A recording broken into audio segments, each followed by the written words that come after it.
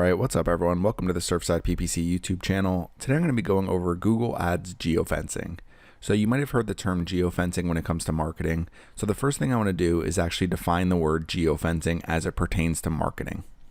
Okay, so here's a geofencing definition. We pulled it from salesforce.com. You can see the source down at the bottom here. So for geofencing, it says it gives the companies the ability to advertise specifically to potential customers within a certain geographic radius. Geofencing constructs a virtual boundary around a business using a combination of technologies, including GPS and radio frequency identifiers, also referred to as RFIDs. So in other words, geofencing allows companies to target people who are located within a certain geographic area. So we're going to come back over to Google Ads here, and if we open Google Ads, what I'm going to go through is how you can set up geofencing for your campaigns, and this can apply to search campaigns, display campaigns, and video campaigns. So any of the different types of Google Ads campaigns you're running, you can apply these different strategies to it to make sure that you're reaching people in the right locations. So what I'm going to do is open up a display campaign here. So we open up our campaign, we're going to click on settings to the left hand side. And now one of the options under settings is going to be locations here. So if you go to locations and then you go to advanced search, you can get something that looks like this. So basically click on your campaign, go to settings, click on locations, and then advanced search. And now you're going to be able to see a map over here to the right hand side, and you can enter locations and radius targeting. Okay, so our map popped up here now. Now, if you're interested in all the different types of locations you can target, we recently just did a video about Google Ads location targeting options, how to pull your top locations, all the different types of locations that you can target within your campaigns. So geofencing is going to be a little bit different. This video went over a little bit more about how to find the top locations for your business, and also all the different types of locations you can target. So what I'm going to do is come back over here to Google Ads, and you can see we could target locations here. You could either target or exclude locations. You can add locations in bulk, so you could enter a bunch of cities here, postal codes, countries, and then just enter one location on each individual line. Click on search, and a lot of different options are going to come up here. But what I'm going to do is come to location here, and let's just say I use Boston as my example. So that's the same example I used for the other video, so that's what I'll use here. So if I do Boston, you can see there's a lot of different options that start coming up. You could do the Nielsen DMA region. So if we click on target that, you can see that's going to include the entire Boston market here. So if we come over here again, we click on Boston. If we just target Boston, the city, it's going to be a much smaller area. So it's basically just the city portion of Boston here. And you can see it's just a small area within the market. So these are a couple different options you have when you're targeting locations. Now, one of the main things I want to go over is radius targeting. So I'm going to get rid of these two here, and we're going to scroll out a little bit. Now, let's say I'm going to scroll in here, and let's just say I own a local business and I want to just target a 20-mile radius around my business. So I just want to target people who are within 20 miles, located within 20 miles of my business at any time. So what you could either do here is click on radius targeting, and you can enter the actual address here. So I believe if you add your website or your business location to Google My Business, then you're going to be able to find the address right here. Otherwise, what you can do is just find your business. So let's just say I know my business is located right around here. So let's say I know this is my business location right in this little area right here. So what I could do is click on pin mode here. I have a 20-mile radius. You could do anywhere from 1 to 500 here. So that's your options when it comes to radius targeting. So let's just say I want to do a 20-mile radius. I know people are going to be willing to drive 20 miles to come to my business, regardless of whatever the business is. So I click on pin mode up here at the top left corner, and we're going to scroll in here. I want to make sure I'm targeting the right area. Okay, it's not going to let me scroll in anymore.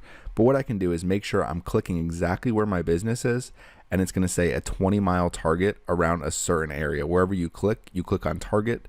So now you're just targeting this 20-mile area around your business. We can scroll out a little bit. You can scroll in and make sure that you're just targeting the right area.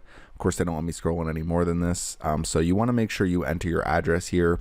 You can also enter specific coordinates or a place name, or you can enter a business that's right near yours. Because if there's a business on the same street as yours and you set a 20-mile radius around that business, then you know it's basically a 20-mile radius around your business as well. So this is just one option here when it comes to targeting. So what you can do is once you set this radius targeting, unless you want to target specific locations like I just showed you before, but we're going to keep this radius targeting right here to 20 miles. We click on save. And then what we want to do is under location options, we want to make sure that we have selected people in your targeted locations. So that means only people that are within this radius that we just selected are going to see our advertisements. Exclude, you can keep people in your excluded locations. So what we want to do is make sure that anybody who is within that targeted location is going to see our advertisements. So there's a lot of different reasons why you would want to do this. So I pulled up a few different examples here. So the first one, just a pretty simple example. So let's just say we're targeting advertisements for a Wendy's. So we find a Wendy's right here. Specifically, I found a Wendy's in Flemington, New Jersey. So what I'm doing is saying I want to take a radius of 10 miles around this Wendy's in Flemington, New Jersey, because I know anybody who's within 10 miles will be willing to drive to that Wendy's. It's not too far of a drive.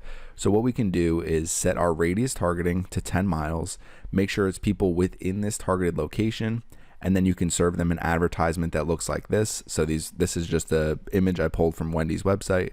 And then if we look over here to the left-hand side under audiences, I can click on browse, and you can just do search and search some different audiences depending on what your products and services are that you're trying to target people with. So what I did was I searched fast food. I found this affinity audience called fast food cravers. So basically what this means is anybody who is in this affinity audience of fast food cravers, anybody who is in this area 10 miles around the Wendy's, so I set a radius of 10 miles around the Wendy's, is going to get an advertisement that looks something like this. And to take it a step further, you can customize your advertisement to say visit our Flemington, New Jersey location or something along those lines, so people know that they're seeing an advertisement for a business that's close to them. Now this is just one example of geofencing. Another example I'm going to show you here is, let's just say, for example, so British Airways. So I found this advertisement online. It's British Airways showing they have nonstop flights from New Orleans to London Heathrow. It says beginning 2017, so it's a little bit of an older advertisement. So let's say British Airways is trying to drive awareness for these new direct flights, specifically in the New Orleans market. So what I've done is I've opened up location settings again. So my included locations were New Orleans, Louisiana, the Nielsen DMA region, so the entire market. So that's kind of this one that's more square and different shapes around here is the New Orleans market. And then what I've done is I entered the airport here, and then I've set a radius. So I did a 60-mile radius. I entered the Louis Armstrong New Orleans International Airport. So I entered that right here, and now it's set a 60-mile radius around the airport. So now anybody who is within 60 miles of the airport can see an advertisement that looks something like this: nonstop flights from New Orleans to London. And then this might be a little bit more difficult to see down here, but what I've done is I've set an in-market audiences. So one is trips to the UK and the other one is trips to London, UK. So you would want to separate these out into different ad groups. All your locations are set at the campaign level, so you know that you're only targeting people in the New Orleans market and people within a 60-mile radius of this airport. And then I can also target an affinity audience of luxury travelers. So people who are going to be going from New Orleans to London, I would consider that more of a luxury vacation because it's going to be a little bit more expensive to take a vacation like that. So this is just another example of geofencing, and it's a strategy that British Airways could use to make sure that people who are in that market know about their new direct flights to London Heathrow, and it's going to get people interested in it. And you can also target audiences for people who are specifically looking for trips to London. So there's a lot of different options when it comes to Google Ads. You want to make sure that you're incorporating locations, especially if they're very relevant for your business. So you can use radius targeting as a great way to do it. You could just enter a name, address, or coordinates here, or you could just drop the pin like I showed you and then just target that individual area. So these are some examples of using geofencing, and you can also check out our location targeting video that will be helpful for understanding all the different locations you can target. You want to make sure that you're only sending your ads to the most relevant people possible. So if it's people who can't take advantage of your business, if it's just a local business serving a small area, you want to make sure that people within that small area are seeing any deals you have to offer, or that you're showing them the correct advertisements, because you don't want someone in California to see an advertisement for your local business in New York City. So that's Google Ads Geofencing. If you have any questions, leave them in the comments section. Thanks for watching our video today, and make sure you subscribe to our YouTube channel. Hey everyone, thanks again for watching our video. So one thing I just want to let you know is we're going to be starting to share more of our content on different social media channels, and with our newsletter as well, which we've been managing for over a year now. But make sure you find us on YouTube. You can go to youtube.com/SurfsidePPC at any time. You're going to go to our channel. You can see all of our new videos. If you go to surfsideppc.com/newsletter, we have some unique content that we only send to our subscribers. You can also get our free ebooks and a free video for how to market your business online. You can go to facebook.com/surfsideppc as well.